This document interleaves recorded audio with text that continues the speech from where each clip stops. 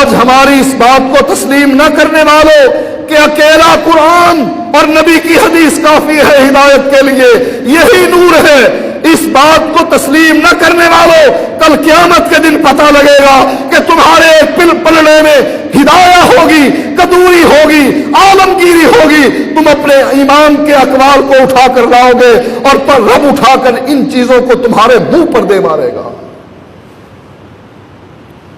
تمہاری زبان سے اس موقع پر نکلے گا انا اطعنا سادتنا وکبراءنا فاضلونا السبیل، یا اللہ ہم نے اپنے بڑوں کی اطاعت کی، ہم نے اپنے بزرگوں کی باتوں کو مانا، ہم نے اپنے پیروں کی باتوں کو مد نظر رکھا، فاضلونا السبیل، اور تو نے یہ ساری چیزیں ہمارے منہ پر دے ماری، ان لوگوں نے ہمیں گمراہ کر دیا۔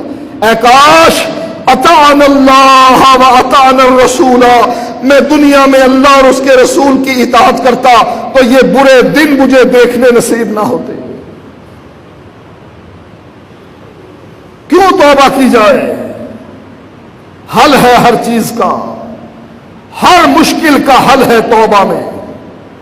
مال کم ہے تب اللہ سے توبہ کرو، قحط سالی ہے تب اللہ سے توبہ کرو، اولاد نہیں ہے تب اللہ سے توبہ کرو، ذلت اور رسوائی ہے تب اللہ سے توبہ کرو، اس لیے کہ عزت بھی اللہ کے ہاتھ میں ہے، ذلت بھی اللہ کے ہاتھ میں ہے، بیماری ہے تو تب اللہ سے توبہ کرو، اس لیے کہ صحت بھی اللہ کے ہاتھ میں ہے، بیماری بھی اللہ کے ہاتھ میں ہے، سارے خزانے رب کے ہاتھ میں ہے۔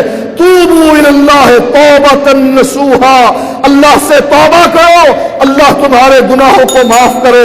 جب گناہوں کی معافی مل جائے، رب راضی ہو جائے، اللہ رحمت کے دروازے کھول دے، تمہاری دنیا وسیع کر دے، آخرت میں جنت لکھ دے، اس سے بڑا سودا اور کون سا؟